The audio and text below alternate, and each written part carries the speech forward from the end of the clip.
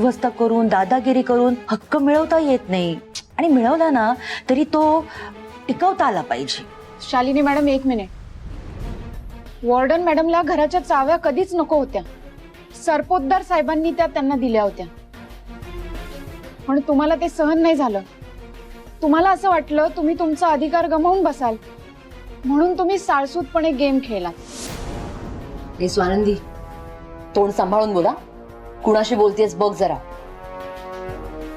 आणि आता तुमची चोरी पकडली गेली म्हणल्यावर आमच्यावर झुंडीनं चाल करून येत आहे का तुम्ही तिघे? झुंडीने चाल करून यायची गरजच नाही संचिता. आम्ही काही न करता तू स्वतःहून अडकशील इतका भक्कम पुरावा आहे आमच्याकडे.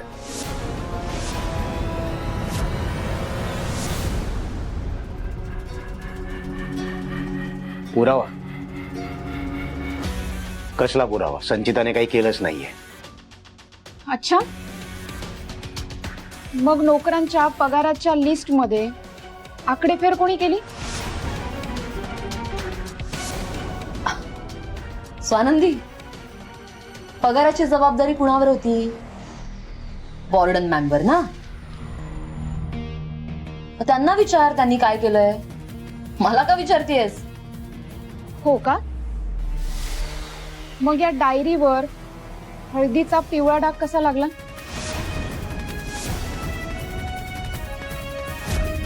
किचन मधला डाग आहे ना हा? हाच खूप मोठा पुरावा आहे. आणि आम्ही आता सरपोतदार साहेबांना जाऊन सांगितलं तर? हे बघ स्वानंदी, हे जे काही आहे ना ह्याच्याशी माझा काही संबंध नाहीये. तू आणि संचिता बघून घ्या काय ते. मला ह्याच्यात घेऊ नकोस. अच्छा, म्हणजे तुमचा संबंध नाही का या सगळ्यात? संचिता मॅडम एकट्याच जबाबदार आहेत. हे स्वानंदी, विनाकारण माझ्यावर आळ घेऊ नकोस हा. माझा काही संबंध नाहीये या सगळ्याशी, कळलं? हे सगळं आम्ही सरपोतदार साहेबांना सांगणार आहे. शेवटी तुम्हा तिघांच्या बाबतीत काय निर्णय घ्यायचा आहे ते तेच घेतील आता. चला स्वानंदी. मणी, ऐक ऐक ऐक ऐक. डॅडना सांगायची काही गरज नाहीये. आपण काय ते सॉल्व्ह करूया ना. मणी, मी काय म्हणते कळतंय का तुला? डॅडच्या कानावर नको घालूस हे सगळं. आपण बोलू. अरे मणी, इथून पण बाहेर काढलं तर आम्ही कुठे जाऊ? अरे चला स्वानंदी. Please please. मणी मणी मणी ऐक. मणी मणी.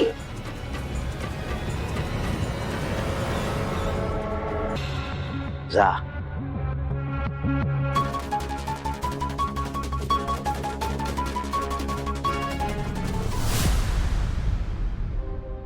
अरे, अजून पगाराचा मॅटर सॉल्व्ह नाही झाला तरी पण आपल्याला इथे का बोलवलं आता? तेच ना, मणी साहेबच सांगतील आता पगार कमी का दिला ते. त्यांनी काही सांगितलं ना तरी मी ऐकणार नाही. मला फुल पगार पाहिजे म्हणजे पाहिजे. अरे पण बाबांनो, आपल्याला मणी सरांनी का बोलवलंय ते तर बघूयात. आणि मणी सरांनी आपल्याला बोलवलंय म्हणजे ते यातून नक्कीच काहीतरी सोल्युशन काढतील. पण मला काय वाटतं, आपल्या पगाराचे इतके पैसे त्या मॅडमनी कुठे खर्च केले असतील?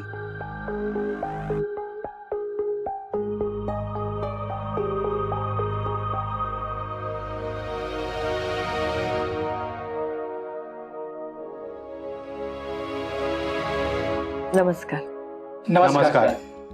मी तुम्हा सगळ्यांची हात जोडून माफी मागते. माझ्यामुळे तुम्हा सगळ्यांना चुकीचा पगार आला. म्हणजे ही जबाबदारी घेण्याच्या आधी मी सगळे डिटेल्स चेक करायला पाहिजे होते. नाही म्हणजे तुमची नावं आणि डिटेल्स होते माझ्याकडे, पण मी पगाराचं वाटप करण्याआधी कोणीतरी फेरफार केले. त्याचा तुम्हाला मनस्ताप झाला. मला माफ करा. मला माहिती तुम्ही सगळे खूप मेहनत करताय. तुम्ही या घराचे सदस्य आहात. मी तुमचे सगळे डिटेल्स घेते. तुम्ही एक एक करून तुमची नावं आणि डिटेल्स सांगा. स्वानंदी नोट करेल. हा पण मॅडम, तुम्ही स्वतःचे पैसे का देताय? म्हणे अरे, माझ्या चुकीमुळे त्यांचं नुकसान झालंय. त्यांचा दोष नाहीये ना. त्यांना त्यांचे पैसे द्यायला हवे ना. तू काळजी करू नको. तुमचा पगार किती होता? 10,000 आणि 4,000 बाकी. घाल. मॅडम, माझा पगार 12,000 आहे आणि बाकी 3,000 बाकी आहे. मॅडम, माझा 15,000 रुपये पगार. 2,000 रुपये बाकी आहेत. तुमचं मॅडम माझे 4,000 बाकी आहेत.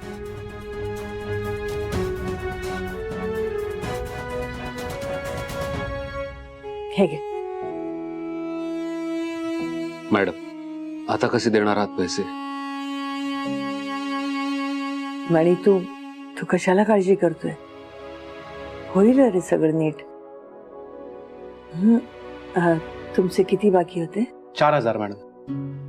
मॅडम क्षमा करा, माझ्याकडून चूक झाली हो. अहो तुम्ही आहे ना 4,000 जास्ती दिले मला. माझा पगार 21,000 आहे, पण तुम्ही टोटल 25,000 दिले. हे तुमचे 4,000. मला प्लीज माफ करा मॅडम, प्लीज. हे घे. थँक्यू. इतक्या प्रामाणिकपणे तुम्ही पैसे परत केल्याबद्दल साहेबांना कळलं तर साहेब खरोखर खुश होतील. कारण आजच्या काळात प्रामाणिक माणसं मिळणं खूप कठीण आहे.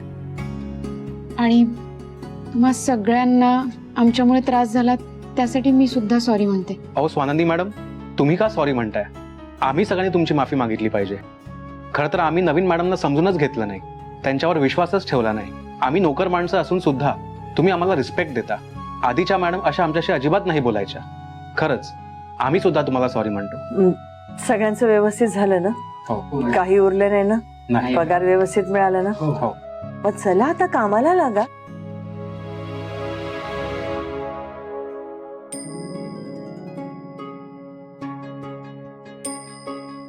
चल आपण लगेच जाऊन सरपोतदारांना सांगूया की ही चूक आपण निस्तरली आहे.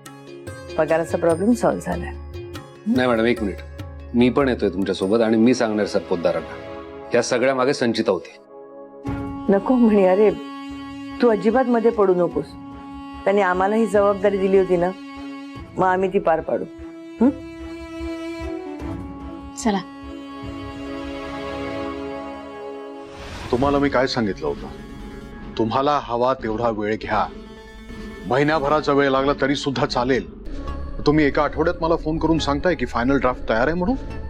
मी काय करावं अशी तुमची अपेक्षा आहे? मणी आणि वॉर्डनना मी सांगू की ड्राफ्ट तयार आहे, मी सह्या करतो त्याच्यावरती? नाही, माझे वकील म्हणून तुम्हीच मला म्हणाला होतात ना की मी समजा मणी आणि वॉर्डनला ऑफिशियली स्वीकारलं तर मला राजकारणातनं संन्यास घ्यावा लागेल. पण मग साहेब, तुम्ही मणीला कधीपर्यंत थोपून धरणार? काय सांगणार आहात त्याला? हे सगळं आपण काळावर सोडून देऊया. येणारा काळ काय ते ठरवेल.